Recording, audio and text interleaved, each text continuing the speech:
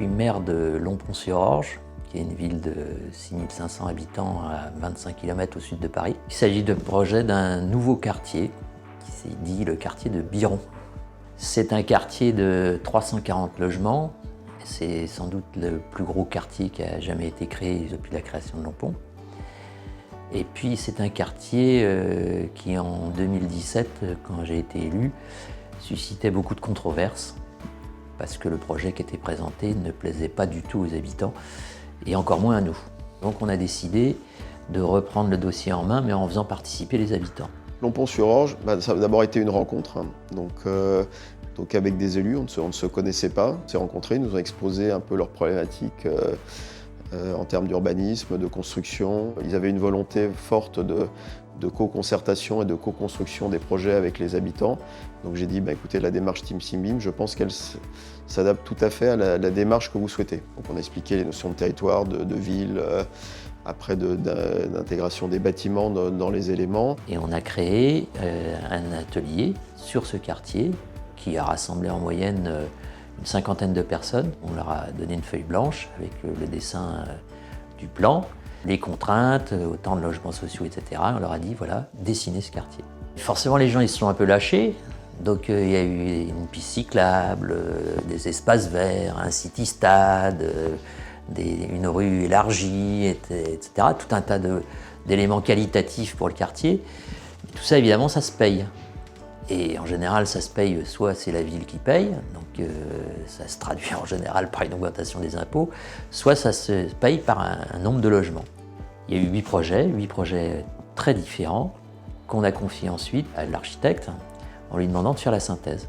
Une fois que le projet était dessiné, on l'a chiffré, et puis on est revenu vers les habitants en disant, voilà, pour qu'on fasse le projet tel que vous le voulez, il ne faut pas 270 logements comme c'était prévu au départ, il en faut 340. Et on leur a laissé le choix.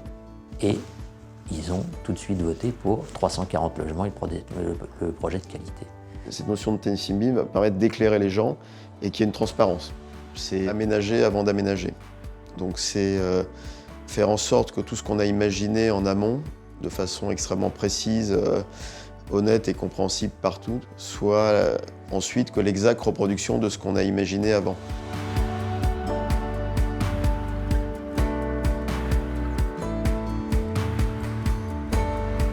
L'objectif de la démarche Team Simbim, c'est quand même d'avoir un environnement collaboratif où chacun va pouvoir travailler avec les autres sans avoir des ressaisies d'informations ou de la perte d'informations.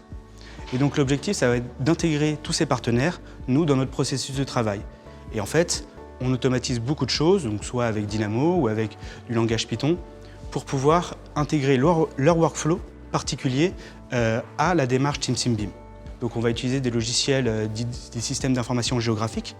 Donc on va utiliser tout d'abord InfraWorks, donc qui a une belle capacité à incorporer tout un tas de données, notamment géométriques, pour avoir une immersion qui est très bonne. On va utiliser également ArcGIS pour traiter ces données. Et ensuite, on va passer à des échelles plus petites, pour faire ce qu'on appelle des maquettes BIM, à l'échelle maintenant du quartier ou du bâtiment. Et donc pour ça, on utilise chez nous Revit. L'objectif final de la démarche Team BIM, c'est de proposer aux collectivités un jumeau numérique. Donc on y arrive petit à petit.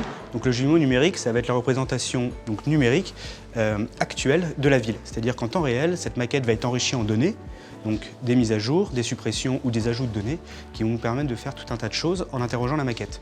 On va pouvoir par exemple analyser que ce soit la pollution, la circulation, la météo grâce à des capteurs qui vont être mis un petit peu partout dans la ville.